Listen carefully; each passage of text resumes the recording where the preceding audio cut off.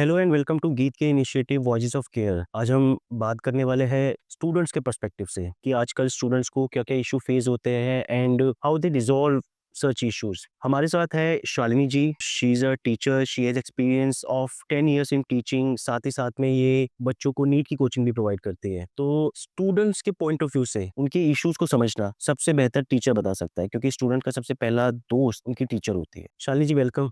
Thank you so much sir. तो basically आप फरीदाबाद से हो एंड यू सेड आपकी लव मैरिज हुई है। जी। अच्छा, हाउ इट स्टार्टेड? नॉर्मल, मतलब एक ही क्लास में थे? नहीं actually I am junior, 2 year junior and my husband is senior, तो वो फर्स्ट टाइम हमारी क्लास में इंट्रोडक्शन लेने आए थे।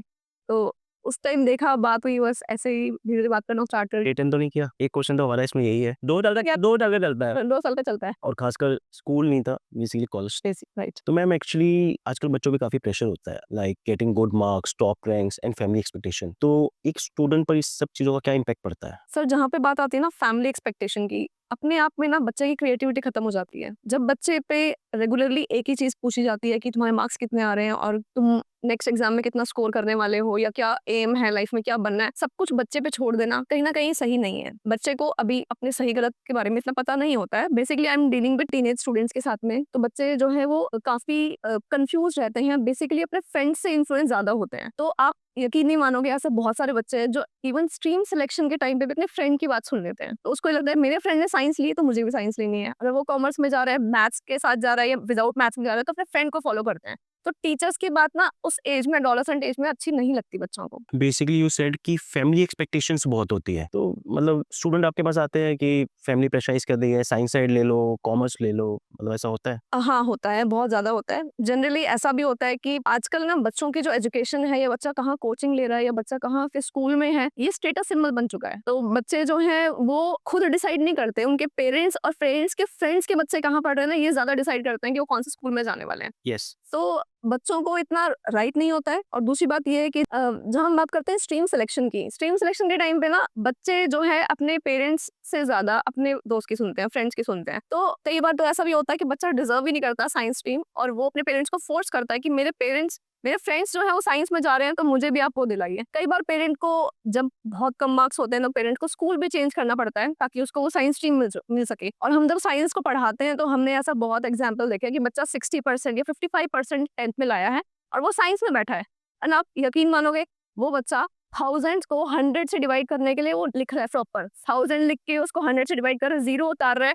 ऐसा मैंने करते हुए आईआईटी के बच्चे को देखा है, सोचो। जो आईआईटी के लिए प्रिपेयर कर रहा है, वो बच्चा क्लास में बैठ के ये डिवीजन कर रहा है। तो हमें लगता है कि इस बच्चे का क्यों ये यहाँ बैठा है? उसको कॉमर्स में जाके या मेबी आर्ट्स में जाके वो बहुत अच्छा कर सकता था अपनी लाइफ के साथ। तो जब बच्चों से आप पूछोगे तो बताएँगे कि पेरेंट्स ने बोला, या फिर जो है फ्रेंड्स को देख के मैं आ गया। तो ये दोनों चीज़ें होती हैं। यू मीन टू से दोनों चीज़ें हैं, फैमिली एक्सपेक्टेशन भी है और कहीं न कहीं उसकी पर्सनल एक्सपेक्टेशन भी है, क्योंकि फ्रेंड ने बोला है और कहीं न कहीं फ्रेंड्स वहाँ चले गए हैं। हाँ, डेफिनिटली। सिंपली ये मेरे साथ भी हुआ था, क्योंकि कॉमर्स स्ट्रीम लेनी थी तो मेरी मदर ने मुझे बोला, क्योंकि सीए बनना है आपको, क्योंकि हमारी फैमिली में सारे चार्टर्ड अकाउंटेंट्स हैं। देन तो मेरे को प्रिंसिपल ने नहीं दी, तो हमने काफ़ी टाइम रुके तब जाके उन्होंने दी, नहीं तो अदरवाइज़ मेरी मदर ये भी कह रही थी कि आप किसी और स्कूल में एडमिशन ले लो एज़ यू सेड। तो मैम अब 12th के बाद स्टूडेंट्स को अपना करियर भी चूज़ करना होता है, क्योंकि जो स्ट्रीम और जो जिस कॉलेज में वो जाएँगे उनका वो करियर डिसाइड करेगा। तो करियर चूज़ करते वक़्त एक स्टूडेंट को अपना ड्रीम फ़ॉलो करना चाहिए या फिर माँ-बाप की एक्सपेक्टेशंस? देखो, रियलिटी तो ये है कि लाइफ में ना आपको सबसे ज़्यादा टाइम आपको अपने करियर में निकालना है। अगर आपको वो पसंद ही नहीं है,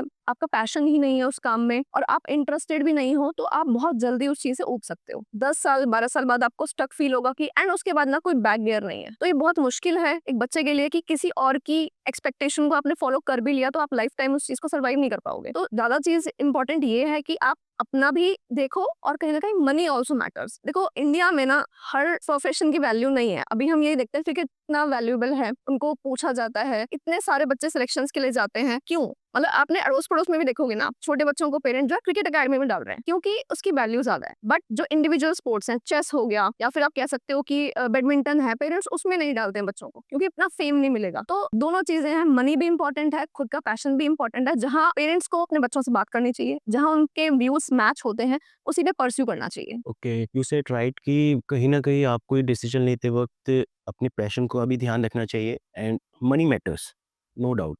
money is not everything but money is something and money is everything to drive a life, to live a life. You said it very right कि बट सबसे मेन चीज़ है कि ये कम्युनिकेशन गैप बहुत है पेरेंट्स और बच्चों के बीच में। तो वहाँ पर अगर एक स्टूडेंट अपने माँ को कहना चाहता है कि मैं अपना ड्रीम फॉलो करना चाहता हूँ, तो उस कम्युनिकेशन गैप को कैसे खत्म करे, कम्युनिकेट कैसे करे अपने पेरेंट्स से, इस चीज़ के बारे में टीचर क्या कहता है? जैसा कि आजकल हम जानते हैं कि न्यूक्लियर फैमिलीज हो चुकी हैं हुँ। और मेजॉरिटी ऑफ पेरेंट्स में दोनों वर्किंग है, फीमेल भी वर्किंग है एंड मेल भी वर्किंग है। उस केस में बच्चे को इतना टाइम नहीं मिल पाता अपने पेरेंट्स के साथ में बात करने का, एंड कनेक्टिविटी जो है वो आजकल बहुत लैक करती जा रही है, कम्युनिकेशन गैप आता जा रहा है। आप अभी रिसेंटली आपने देखा कि एक सुसाइड केस हुआ, एक बच्चे ने जो है स्कूल में सुसाइड अटेम्प्ट किया। उस केस में दो, आप कह सकते हैं, दो पर्सपेक्टिव है। मतलब पेरेंट्स इतना इग्नोरेंट हो गए कि उन्होंने अपने बच्चे की बातें नहीं सुनी, अनहर्ड रह गया वो बच्चा और इतना बड़ा स्टेप लेने को मजबूर हो गया। बुलिंग थी उसके स्कूल में एंड उसके बहुत सारे इश्यूज थे। इतना बड़ा कोई स्टेप लेता है ना जब बच्चा 8 साल का बच्चा, 10 साल का बच्चा, तो बहुत बड़ी बात है। तो कम्युनिकेशन हम आजकल देख रहे हैं कि सोसाइटी में बढ़ता जा रहा है कि कम्युनिकेशन गैप आता जा रहा है। तो parents need to sit with their child and उनको डेली उससे बात करनी चाहिए। एंड जो मैं आपको भी केस बता रही थी टॉपर का, तो उस टॉपर के पेरेंट्स ने हमें बताया कि ये आती थी कोचिंग से तो हम इससे बात करते थे, हम दोनों हस्बैंड वाइफ ना आधा घंटा फ्री रहते थे, हमें पता है कि वो आएगी और वो बोलना स्टार्ट हो जाएगी। तो उस केस में क्या हो रहा है, एक टॉपर बच्चा अपने आके अपने स्कूल का, कोचिंग का सब कुछ अपने पेरेंट को एक्सप्लेन कर रहा है कि ये हुआ, इन टीचर ने मुझे ये बताया, उन्होंने ऐसे मोटिवेट किया, उन्होंने ये चीज शेयर की, किसी और बच्चे की मोटिवेशन स्टोरी सुनाई। तो बच्चा भी अपने घर में जाके पेरेंट्स को सब कुछ बता रहा था। इसका मतलब ये है कि पेरेंट्स जो टॉपर प्रोड्यूस कर रहे हैं वो भी अपने बच्चे की बात सुनते हैं। तो ये बहुत बड़ी बात है कि अगर अपने बच्चे को आप टाइम दे रहे हैं, उसके मेंटल लेवल पे मैच करने की कोशिश कर रहे हैं, एंड जजमेंट्स नहीं होने चाहिए। आजकल पेरेंट्स बहुत जजमेंटल हो जाते हैं तो बच्चे अपनी बातें शेयर नहीं करते, स्पेशली टीनेज में। और खासकर जब अगर मान लो बच्चा कोई कम्युनिकेशन करता भी है तो या तो वो इग्नोरेंट हो जाते हैं या कुछ मैसेज ऐसे पास ऑन करते हैं कि बच्चे को लगता ही नहीं कि यार इनके साथ ये चीज़ शेयर करनी चाहिए। Exactly. And you also said this thing also right कि माँ बाप को बच्चे के साथ कम्युनिकेट करना चाहिए। जैसे आपने उस नीट टॉपर 5th रैंक वाली गर्ल का एग्जांपल दिया कि माँ बाप उससे बात करते थे क्योंकि वो कोचिंग्स में या स्कूल्स में जो भी आया उसको एक्सप्लोर करेगी, उस कम्युनिकेट करेगी घर पे आके। मुझे भी अपने चाइल्डहुड का याद है कि जब मैं ट्यूशन पढ़ता था तो स्कूल में जो भी होता था ना, मैं अपनी ट्यूशन वाली मैडम को ज़रूर बताता था। खासकर एग्ज़ाम्स में क्या हुआ, कैसे परफ़ॉर्म किया, क्या नहीं किया। तो मुझे ये बात रिकॉल हो रही थी और ट्यूशन में फिर उन्होंने क्या कहा सारे बच्चों को, ये तो अपनी सारी बात आके बताता है कि एग्ज़ाम्स में क्या किया, क्लास में क्या किया, तुम लोग नहीं बताते। वो मुझे रिकॉल हो रही थी। इसी तरह से मैम एक चीज़ ये भी है कि स्कूल्स में ना वायलेंट इंसिडेंट्स और मैं कहूँ कि वायलेंस भी बढ़ गया है। ठीक है, टीचर्स के सामने बच्चे शो नहीं करते बट बाहर वो शो करते हैं। तो स्कूल्स कुछ बातचीत करता है बच्चों से चीज़ रिगार्डिंग या इसको कंट्रोल करने की कोशिश करता है? रिसेंटली ऐसे हमें बहुत सारे इंसिडेंट्स देखने को मिल रहे हैं स्कूल्स में कि एक बच्चे ने दूसरे बच्चे का मर्डर कर दिया, या फिर हम ऐसा भी देख सकते हैं कि एक बच्चे ने गुस्से में आके दूसरे बच्चे के सर पे रॉड मार दी। ऐसे एग्जांपल्स जब हम देखते हैं तो हमें खुद को ऐसा लगता है कि बच्चे किस तरफ जा रहे हैं, कितना एंग्जाइटी लेवल है उस बच्चे में, जो छोटे से एग्रेशन को, छोटी सी फाइट को अपने अंदर नहीं रख सका और उसने एकदम से एक्सप्लोड कर दिया कि वो अपने एंगर को, किसी चीज को उठाया और बच्चे को मार दिया। उसे ये नहीं रियलाइज हो रहा है कि इस चोट लगने के साथ साथ उसकी डेथ भी हो सकती है। तो कितना बड़ा स्टेप एक बच्चा छोटे से एंगर इश्यूज की वजह से ले रहे हैं, ये बहुत बड़ी बात है। तो इसका मतलब कहीं ना कहीं बच्चे के पेरेंटिंग में वो चीज मिसिंग है, कम्युनिकेशन मिसिंग है, इमोशनल गाइडेंस मिसिंग है, एंड उसके आउटकम क्या हो सकते हैं वो वाली नॉलेज भी बच्चे को नहीं है। तो ये सारी चीजें आजकल वॉयलेंस की तरफ लेके जा रही हैं। और सबसे अच्छा मैं एग्जांपल देना चाहूंगी, आपने एनिमल मूवी का ट्रेलर देखा होगा, मूवी देखी होगी, जी, देखिए। और अभी रिसेंटली मूवी जो आई है उसमें भी आप देख रहे हैं, एक मूवी है बाघी का भी जो रिसेंट सीक्वल आया है, उसमें आप देखेंगे इतना वॉयलेंस, इतना ब्लड। माना कि ए सर्टिफिकेट आपने दिया है बट आपको पता है कि समथिंग, मतलब बच्चे देखेंगे देखेंगे और ऐसा नहीं है कि कोई बच्चा उसको नहीं देखेगा। और हमारी ये सोसाइटी ऐसी होती है कि उससे इन्फ्लुएंस तो जरूर होती है, वो भी इन्फ्लुएंस फ्रॉम सोसाइटी है, बट मेजोरिटी ऑफ जो सोसाइटी का पार्ट है, बच्चे हैं, वो उसको देख के, हीरोज को स्पेशली देख के कॉपी करते हैं। तो अगर वहां पे वॉयलेंस इतना ज्यादा दिखाया जा रहा है, हीरोगिरी दिखाई जा रही है, तो बच्चे उसको बिना कुछ सोचे समझे अब्जॉर्ब करेंगे और कहीं ना कहीं वो किसी से शेयर नहीं करते, स्पेशली पेरेंट्स से शेयर नहीं करते ऐसी एज में, और उसको हाफ पार्शियल रियलिटी समझ के अडॉप्ट कर लेते हैं। स्कूल्स कुछ ऐसी चीज़ों पे कभी क्लासेस में बात होती है, मतलब कोचिंग्स में 11th-12th क्लास में कभी प्रिंसिपल कम्युनिकेट करते हो, क्लास टीचर कम्युनिकेट करती हो बच्चों से कि वायलेंस इज बैड, और अगर कैसी ऐसी कोई चीज़ होती है तो आप ऐसे रिस्पॉन्स ना करके इस तरीके से करिए। स्पेशली इंडिया में ये चीज़ बहुत लैक करती है। इंडिया में इस चीज़ के बारे में कोई बात नहीं होती है। मतलब काउंसलिंग रूम्स हैं, काउंसलिंग टीचर वहाँ प्रेज़ेंट है, बट बच्चे अपनी हर बात वहाँ पहुँचा सके या उसको एक्सप्लेन कर सके, ऐसा होता नहीं है। और जहाँ तक बात है काउंसलर्स को अपनी बात बताने की, तो वो उनकी बात को सीक्रेट रख सकें, ये बहुत मुश्किल है। कि होता क्या है कि कोई प्रॉब्लम वहाँ तक पहुँची और फिर बात वो पब्लिक हो जाती है। तो बच्चों को ये रहता है कि ऐसा ना हो कि मेरी बात वहाँ तक चली जाए। तो बच्चे भी अपने अंदर वो बात रखते हैं और किसी से शेयर नहीं करते, क्योंकि उनको जजमेंट्स का वही कि मेरे फ्रेंड्स को पता चल जाएगा, फिर ये हो जाएगा, वो पेरेंट्स को पता चल जाएगा, तो वो बातें नहीं बताते हैं। किसको शेयर करते हैं? अपने ही जैसे इडियट दोस्त को, जो उसको सही गाइडेंस नहीं देगा, बट उसको जो है किसी ना किसी प्रॉब्लम में फंसा देगा। No doubt you are right. अभी हमारी मेंटरशिप पे यही बात हो रही थी कि हम अपनी जो प्रॉब्लम्स है किसके साथ शेयर करते हैं, उसी दोस्त के साथ जिसको वो सेम प्रॉब्लम है। And no doubt this is the thing कि काउंसलर स्कूल्स में जो है आजकल है, स्कूल्स में मैंडेटरी है काउंसलर। मतलब कुछ अच्छे स्कूल्स जो हैं, कुछ अच्छे लेवल पे स्कूल्स हैं, वो फिर भी प्रोवाइड कर रहे हैं, but majority of schools are not having.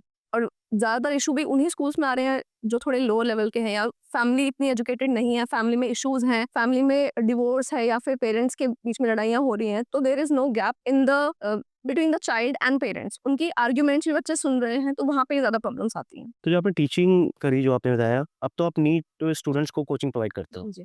तो उसकी प्रिपरेशन 11th-12th से स्टार्ट हो जाती है? एक्चुअली प्रिपरेशन 9-10 से भी स्टार्ट हो जाती है, और आजकल तो पेरेंट्स चाहते हैं कि आप उसको 5th में 6th में ही भेज दो। ऐसा नहीं होना चाहिए। बच्चे की एक पर्टिकुलर एज है कॉग्निटिव डेवलपमेंट के लिए, तो स्पोर्ट्स एक पर्टिकुलर एज तक बहुत इंपॉर्टेंट है बच्चे की पूरी मेंटल ग्रोथ के लिए, डेवलपमेंट के लिए वो भी पार्ट जरूरी है। उसके बाद उसको आप एजुकेशनल स्ट्रेस में डालिए। मतलब सिर्फ educational stress is not right. हम बहुत बच्चों को देखते हैं कि बच्चा एजुकेशन प्रिपरेशन कर रहा है, थोड़े से मार्क्स कम होते ही वो इतना डिप्रेस हो जाता है, इसका पूरा मोरल डाउन हो जाता है। वो पेरेंट अलग से बोल रहे हैं तुम्हारे इस पेपर में अच्छे मार्क्स नहीं आए, वो बाहर से आके बच्चा एक्सप्लेन कर रहा है कि मैम पेरेंट्स भी गुस्सा कर रहे हैं और मेरे मार्क्स बढ़ने के बजाय कम होते जा रहे हैं। अच्छा। तो हमने बहुत सारे बच्चों को हम फ्रीक्वेंटली ये देखते रहते हैं, और कहीं ना कहीं पेरेंट प्रेशराइज करना स्टार्ट कर देते हैं। जब बच्चा 9-10 में भी कोचिंग कर चुका है, 11-12 में भी कर चुका है, और जब ड्रॉप ले रहा है, तो पेरेंट बोलते हैं तुम्हें 5 साल हो गए सेम चीज पढ़ते हुए और तुमसे एग्जाम क्लियर नहीं हो रहा है। उस टाइम पे बच्चे की मेंटल हेल्थ बहुत ज्यादा अफेक्ट होती है, एंग्जाइटी लेवल बढ़ जाता है, और वो छोटे छोटे क्वेश्चन जब गलत होते हैं तो वो उसको बहुत डिप्रेस करना स्टार्ट कर चुके होते हैं। अब बच्चा जितना अच्छा परफॉर्म कर सकता है उतना अच्छा करता नहीं है। तो एज अ टीचर, अगर माँ बाप नीट की कोचिंग प्रोवाइड करना चाहते हैं, तो what is the right time? मुझे ऐसा लगता है कि बच्चे को 9th या 10th में डालना ठीक है, क्योंकि उस बच्चे को आदत पड़ जाती है पहले से एक्स्ट्रा सिलेबस को पढ़ने की।